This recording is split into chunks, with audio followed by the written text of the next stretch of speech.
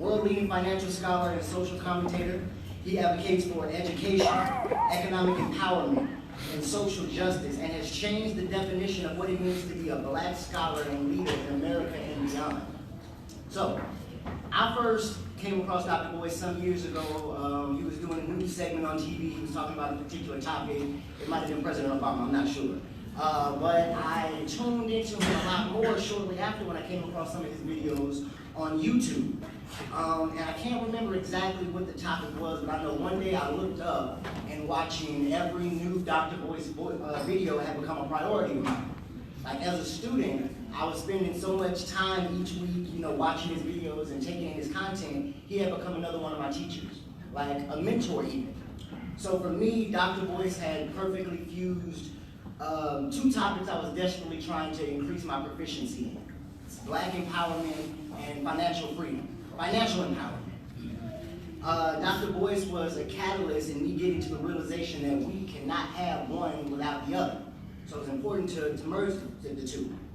Dr. Boyce set an example for being a creator, an entrepreneur, a producer.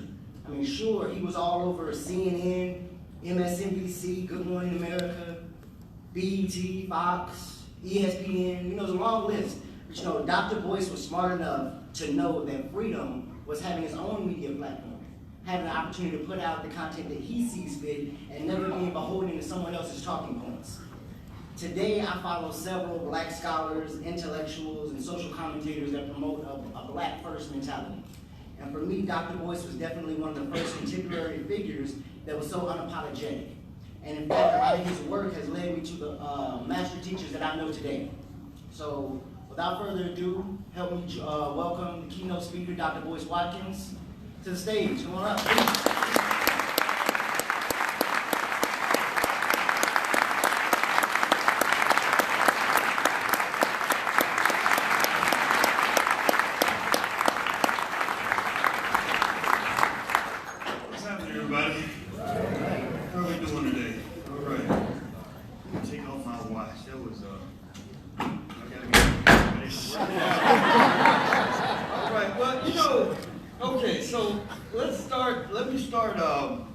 Let me start by explaining some stuff. I find when I was a little kid, my mother used to say, boy, your mouth will either make you great or get you killed.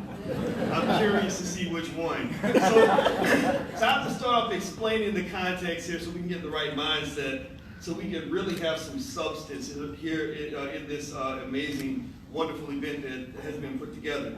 I don't think a good conversation can happen amongst intelligent people unless we piss each other off a little bit. I think that that's required, and the reason I think that's important is because there's this concept that we don't understand very well, that we haven't talked much about, and it's a concept called diversity. And we think we understand it, but we don't. We don't. I'm 47 years old, and I'm still figuring it out. I unlearn it every day that I find myself intolerant of perspectives that don't align with what I think the truth should be. And the reason it's important, I think, to drill in on this concept of diversity, especially on an important day like this, is because, you see, you live in this country that's really, really divided. It's a really divided house. It's a big mess.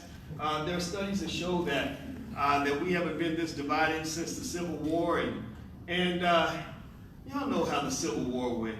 It just wasn't good, right? And if you don't know, if you really haven't watched a good documentary on the Civil War, go watch one. Maybe a Ken Burns documentary on Netflix. It'll scare the hell out of you, I promise you.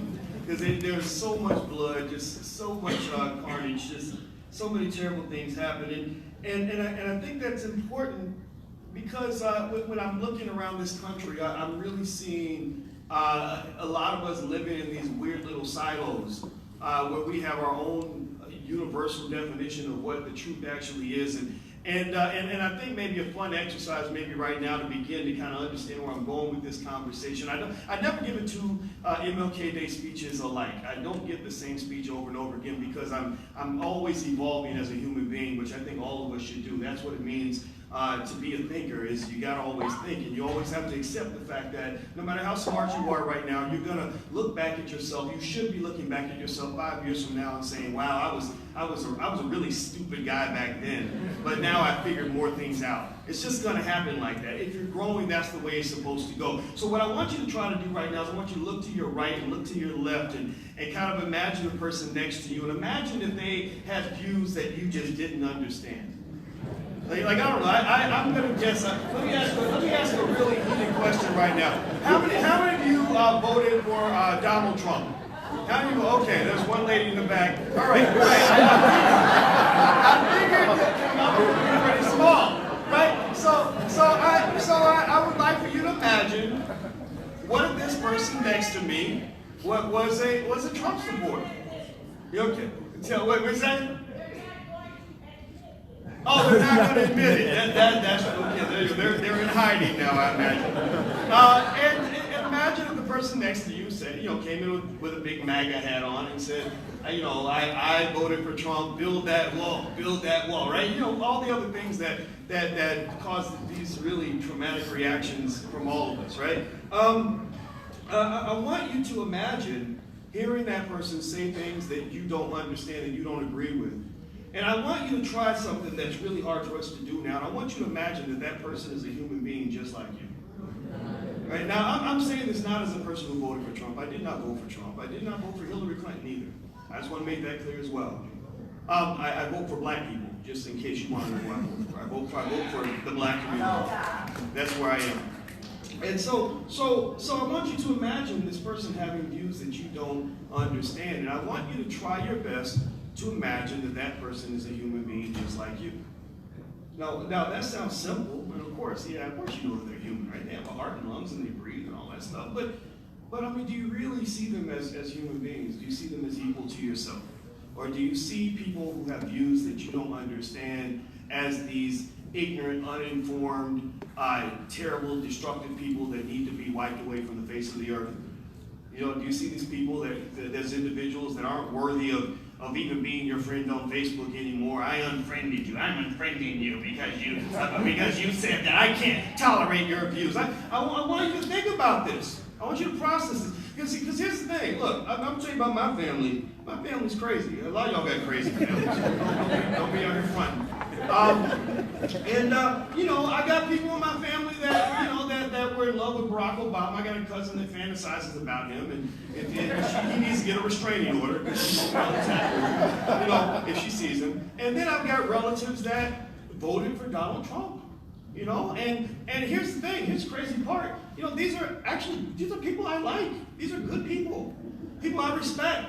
I don't understand it. I go in their house and I see boxing moves blazing on the TV, and then I got another relative who's got MSNBC going, and I'm listening to them talk, and what I really hear a lot of times is I hear them each of them literally repeating exactly what the talking points were on their favorite news station that day. And it's amazing to me because they really believe that these are independent thoughts. Like they really think that, I came up with this bullshit all by myself. and I'm sitting there like, wow, you sound just like the lady on TV. You sound just like Boxing Friends right now. Right? And I'm okay with that. I don't care who you watch and who you listen to, where you get your news and all that. I'm not judging that. But what I'm really trying to lay out for you is for you to consider this idea that maybe it's not so good for our country if half of the country hates the other half. Maybe that's not good. Maybe it's not so good for our country if we're not talking to people with views different from our own. Maybe it's not so good for this campus or thousands of campuses across this country whenever a speaker's coming to campus and that person offends you, you protest and yell and scream and holler until they disinvite the person that had views that you can't appreciate or you can't understand. Do you understand that this has been tried in history? I mean, they tried it, in Nazi Germany and other places, and fascist Italy and all that, and it didn't work very well. A country, a democracy cannot function well when you are shutting down everybody who disagrees with you. It doesn't. So my way of celebrating Dr. King is to say that, look, this is one of the things that this man stood for. This man, everybody sort of grabs a piece of Dr. King and we make him into whatever we want. And that's an interesting thing in itself. But one of the things Dr. King talked about on a regular basis was this idea of freedom. This idea of freedom. And I'm gonna tell you what, I don't feel like I live in a free society where somebody's telling me what the hell I can and cannot say. I don't feel like I have intellectual freedom as a scholar when I have to worry if my ideas that where I'm seeking truth, if seeking truth is going to offend you to the point where you will decide that I don't deserve the right to speak. That doesn't end well. It does not end well. And it happens in a lot of our families. My goddaughter, she's like a daughter to me. So I call her my daughter. I walk her down the aisle, but it's kind of weird. You know she's not mine because she's like this tall. You know, we can't even pretend, like, you know. But that's my baby. Love her to death with a big old ass. And anyway, you know, she went to Columbia University on a volleyball scholarship, and she's a big, strong athlete. And I mean, was really good at sports and really, really smart. And I was like, yeah, we're going to work this sports thing and get you through school for free because I'm not going to student loan debt, neither are you. Let's figure this out. And so she goes off to Columbia, and she learns all these great things by being at Columbia. But what she also sort of picks up that I noticed as well is that there's sort of this sort of underlying political agenda in most of the institutions that we're affiliated with, whether they're universities or corporations or whatever. And so she kind of comes back and she's talking to me. Now me, I'm an old school Southern black man, you know, bacon and eggs and grits and chitlin kind of dude. You know, my dad was a cop. You know, he's a Vietnam veteran. You know, so I have this appreciation for soldiers and good police officers, but at the same time, I know what it's like to be a black man because I've been a black man my whole life now, and it's interesting. I'm still figuring that part out, and so I'm kind of this mixed thing. And then she's coming to me with these views that she picked up in college, and because she's now so enlightened, you know, because of her time at Columbia, right? So it's great, right? And we're talking, and I remember us having conversations where we got to the point where she said, well, I just don't know if I can speak to you if you have those views. And I'm like, what are you talking about? And she's like, well, you know, some of your views, I just can't tolerate those views. And I said, so you're telling me you're intolerant? Is that what you're saying? Is that it? Because I love you regardless. I love you unconditionally, regardless of the silly things that come out of your mouth. I say. And we had a back and forth about this, a really long back and forth. And it got to the point where I was like, look, you know, I might not have a perspective that's similar to yours, but actually that's a blessing. You learn more from talking to people who differ from you than you learn from talking to people who sound just like you.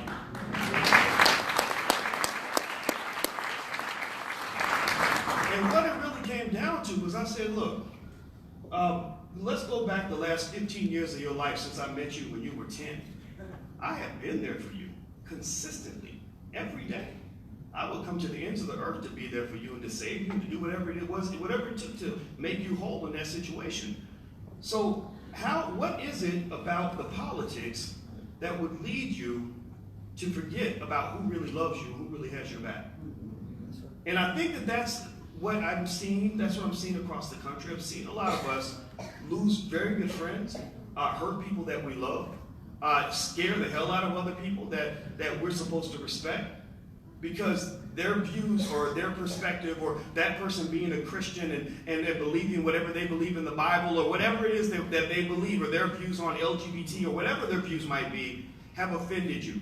And I'm just here to tell you that it's going to destroy this country if you're not careful. And those of us who care about Dr. King's legacy, those of us who care about freedom, those of us who care about America are going to fight against that.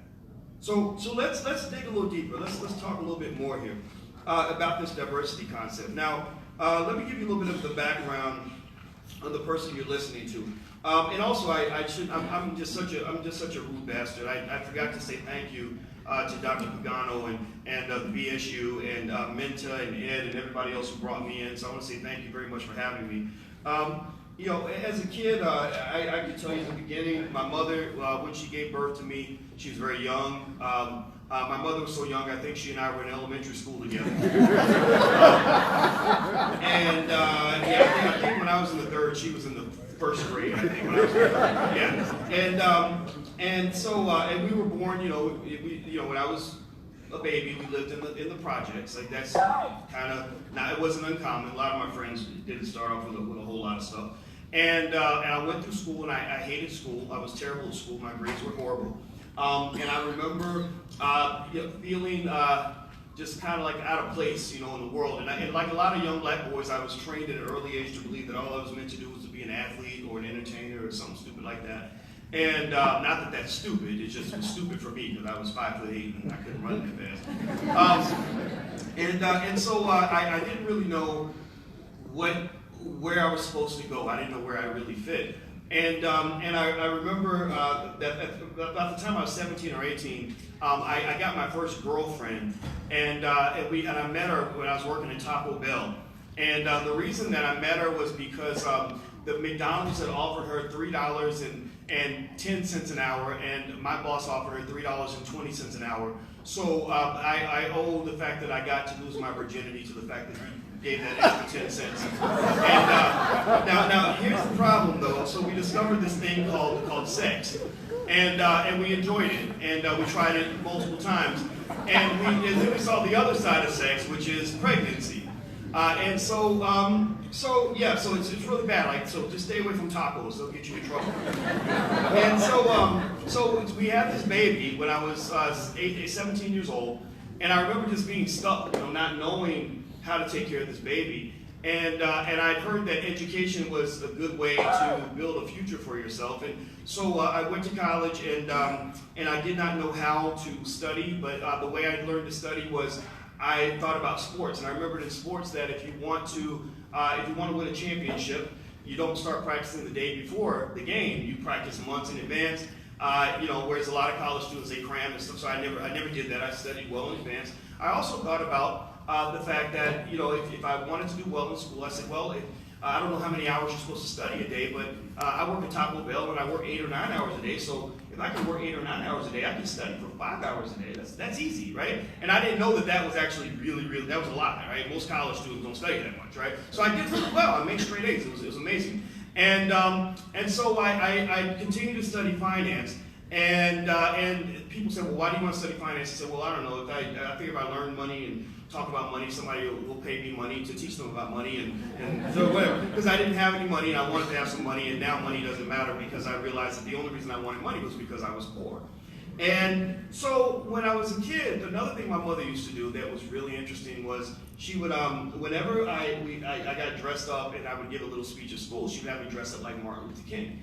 And I remember giving these Martin Luther King speeches, and I remember that it was sort of weird to me because I kept saying I have a dream all the time. Like that was all you kind of hear from Dr. King. You kind of hear I have a dream on repeat, And even to this day, that's sort of what it is. Dr. King had a dream. Well, what does that mean, right? Dr. King had hope. Hope is a great word, but what does that really mean, right? Barack Obama's whole campaign was the word hope, hope and change, hope and change, hope and change.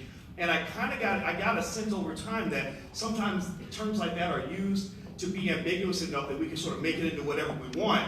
But the question is, what does that mean in concrete terms?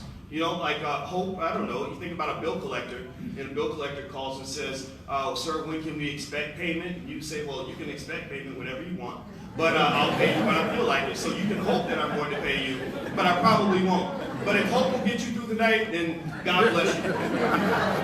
And so here's my conclusion. Here's what I figured out. I concluded that in America, that the Dr. King that we see on television is an imposter. That's not the real Martin Luther King. We kill Martin Luther King a little bit every single year because we take this man, this extraordinary, glorious, amazing human being, and we neuter him, and we put him on McDonald's commercials, and we make him into something that is so vague and ambiguous that nobody really knows exactly what he is. They say, well, I think he's a drum major or something, like drum major for justice, right? Like people don't really, if you ask them to quote Dr. King, what's your favorite Dr. King quote? Most people say, I have a dream. What does that mean? What does that look like? Now, I'm from Louisville, Kentucky, the home of another pretty well-known black man by the name of Muhammad Ali. And Ali, yeah, thank you. I guess one guy in the back clap, I appreciate it. But Ali, it's similar in the sense that everybody's kind of grabbed a piece of him and made him into whatever they wanted, and nobody really knows what the real Ali was, right? My grandmother went to school with Muhammad Ali, and she told me real stories about Muhammad Ali. She told me what the family was like, and yeah, they lived on 18th Street, and this is what he used to say, and this is what they used to do, and oh yeah, I knew his daddy was crazy, his dad, right? Like, these were real stories, and so I knew Muhammad Ali as a black man, and I knew Martin Luther King as a black man, and I don't think that our society is ready to see Muhammad Ali or Martin Luther King as black men. I think that we allow ourselves to make them into something that is so vague and so meaningless that we detach what they stood for from everything that we do in America. Let me give you an example. You're not judged by what you say you are, you're judged by what you are and what you actually do. So let's not judge our country and America, and it's a great country, by the way. I do believe in the greatness of America. But let's judge America by what we do and how we actually live. Let's judge America by the fact that if you go back 50 years to 1968, when Dr. King was killed, you will see that actually, even though we declared this victory from civil rights and integration, right? Like almost like George Bush, mission accomplished. Remember that? The Iraq War, right? Think about this. Educational inequality for black children has actually worsened since that time. It's not gotten better. It's not gotten better.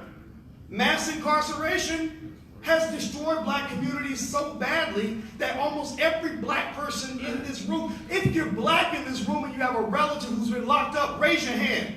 Raise it high. Everybody's been affected by this. Destroying entire families. If you look around America and you look at black unemployment, and this was a big conversation topic during the Obama presidency, right? Because we were trying to figure out how to sort of work this black president thing in a way where it actually means something a little bit more than hope and change, right? Barack lives 2 blocks down from me. I love this man. But, there was a lot of tough conversation about black unemployment. And it was like, well, wait, we're supposed to be doing better, but why is it that black unemployment now is worse than it was before integration? Right? So if you dig a little bit deeper, the median net worth of a single black woman in America, do you know how much that is? It's $5. The median net worth of a single black woman in America is $5. The list goes on and on and on. So when we celebrate Dr. King and we celebrate the civil rights movement, what the hell are we celebrating?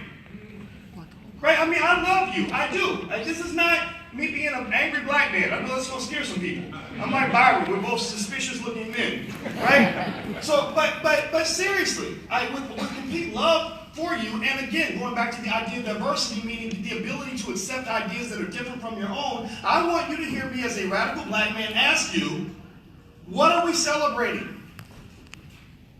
What progress has been made? Thank you very much. That's a hard question to ask, and I think that, again, with me holding on to this idea that Dr. King was a black man, I think that one of the mistakes Dr. King made up until right before he died, he fixed it. But the mistakes that were being made at that time was that I did not get the sense that he spent enough time hearing the ideas of men like Marcus Garvey and Malcolm X. And if you notice, if you pay attention to Dr. King's life, toward the end of his life, he started connecting with men like Malcolm X, even the Honorable Elijah Muhammad. I dare bring that up because that's a hot button topic, right? But I swear by my relatives and loved ones in public, even if it means that people are going to get mad at me for that, right? Martin Luther King was a person who began to talk about economic justice as an important part of the civil rights movement. He was a guy that realized, wait a minute, he said, look, okay, we integrated the lunch counters, which means that black people now have the right to give away all of our wealth to other communities, right? We now have voting rights, which means that we can keep every Democrat in office for the next 50 years. God bless you, no disrespect.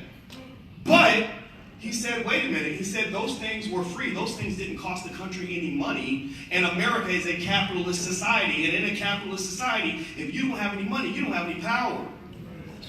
So voting rights and the power to vote without any economic power is like having a driver's license when you can't even afford to buy a car.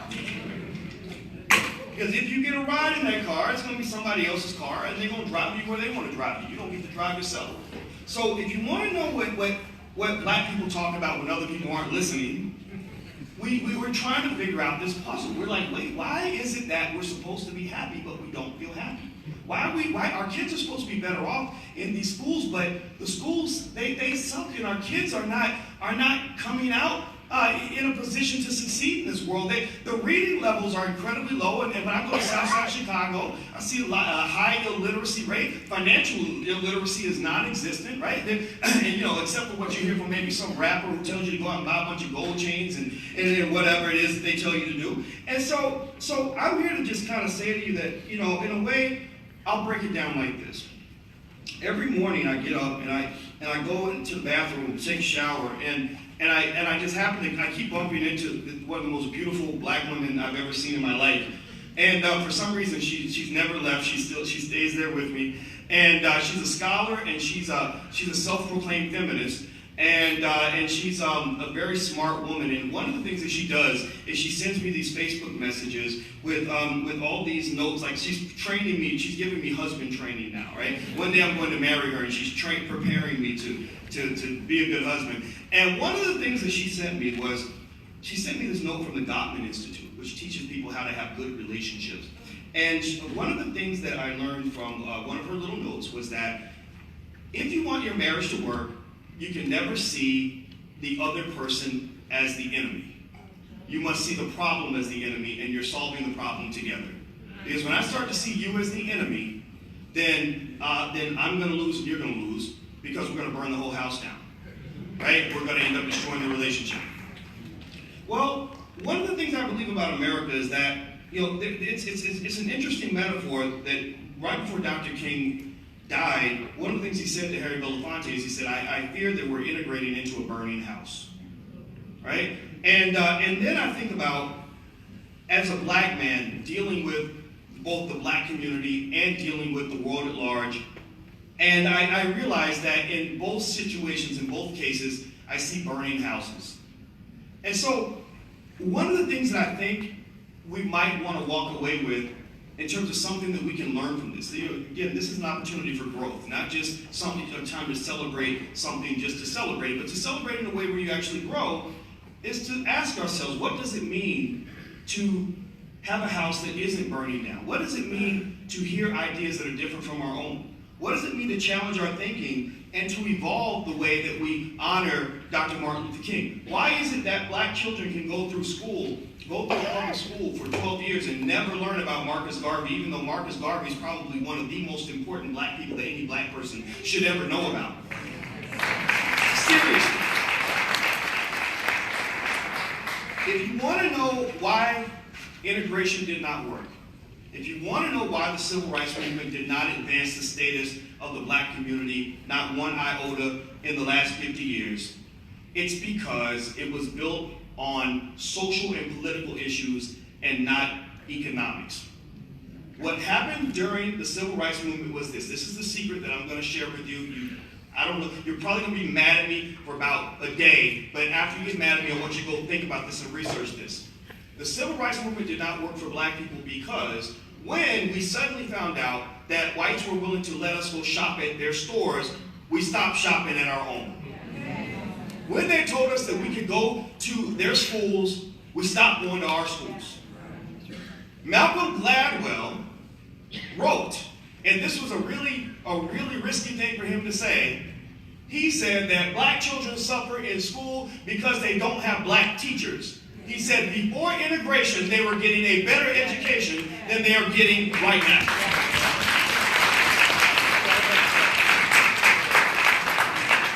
Now, does that mean that anybody should hate anybody else? No. It reminds me of when that beautiful black woman that I wake up next to every day, when she says to me, look, sometimes Boyce, she'll get with other women, they'll talk about a women's issue, and sometimes she tells me, Boyce, this is not your conversation. She'll say, Boyce, and I'll say, well, I want to help. I want to, as a man, let me give my man perspective. She's like, no, Boyce, we need you to butt out for a little bit because we need to figure this out on our own. I'm talking to the girls, Boyce. We'll talk to you later. And for the black community, one of the things that black people lost was our ability to sit around and talk to each other about how we can solve our problems without interference from people who think that they are helping us when really progress is being impeded.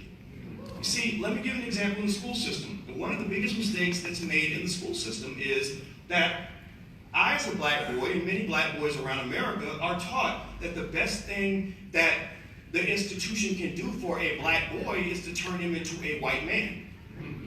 That the best thing that black people can get is to be integrated into systems that are controlled by whites.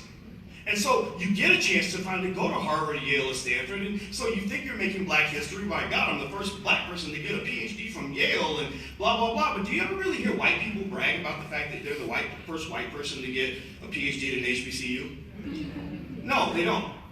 Why? Well, because we see progress as being closer to other people's communities. And as part of it's driven by the fact that there's admiration, right? There's respect, right? But at the same time, part of that's also driven by an extreme amount of low self-esteem. We don't value what we have, so we want to throw that away so we can get in and get connected with everybody else. When Jackie Robinson integrated into Major League Baseball, the Negro Leagues died because of that. Well, you know, it's great to have great black professional athletes on TV, but there were times when black people actually owned sports leagues. Which is better?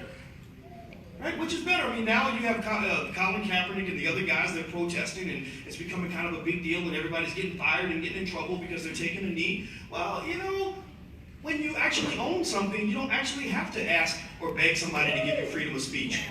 You can do whatever you want.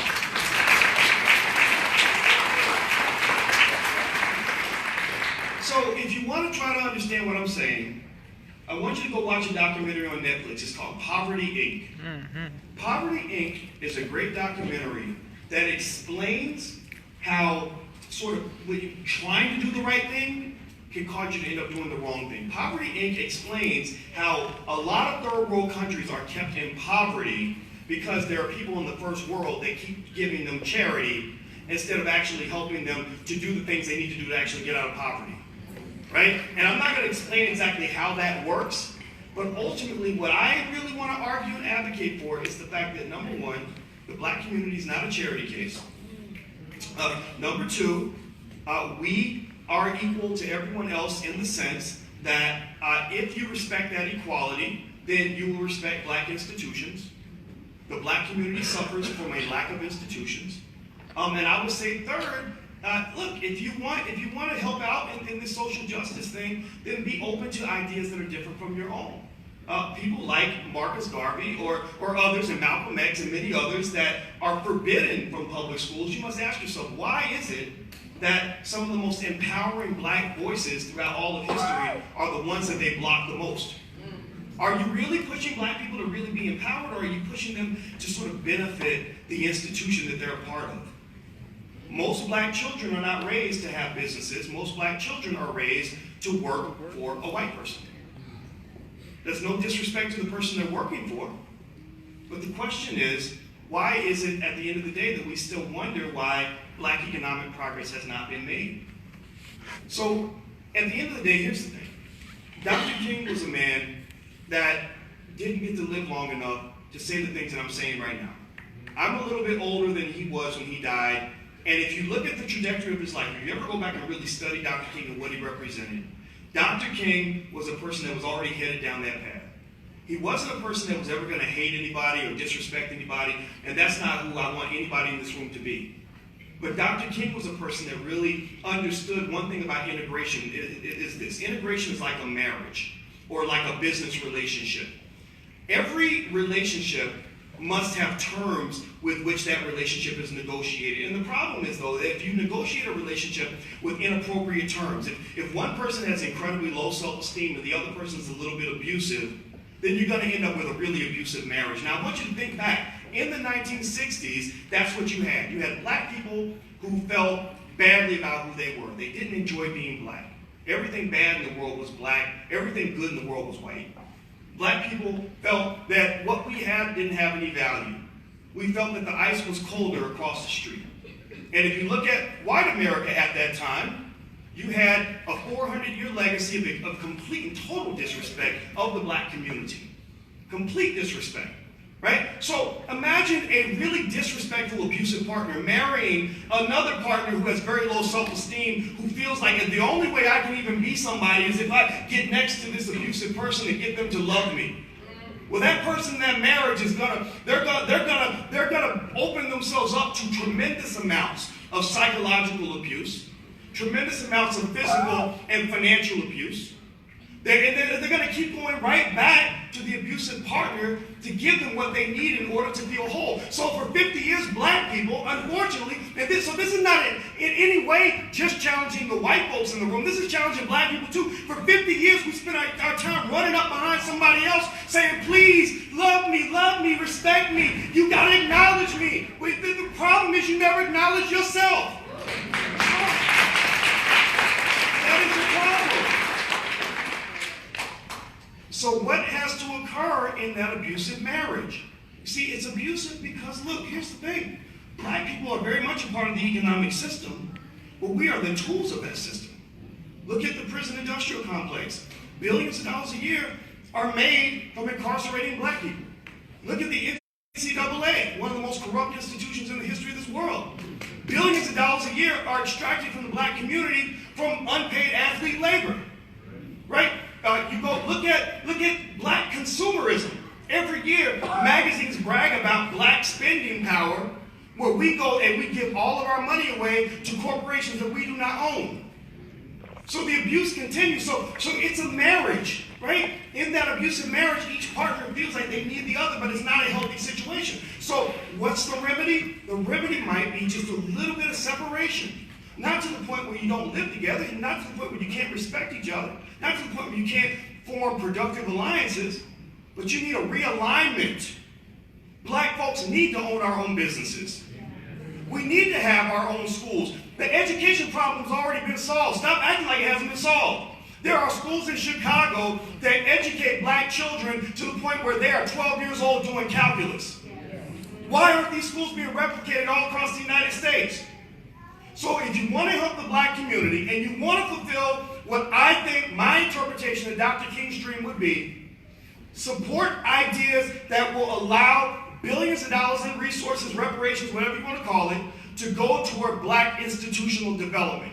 Because then what happens is that you form a new marriage where both partners are healthy, both partners have mutual respect, everybody benefits, everybody wins.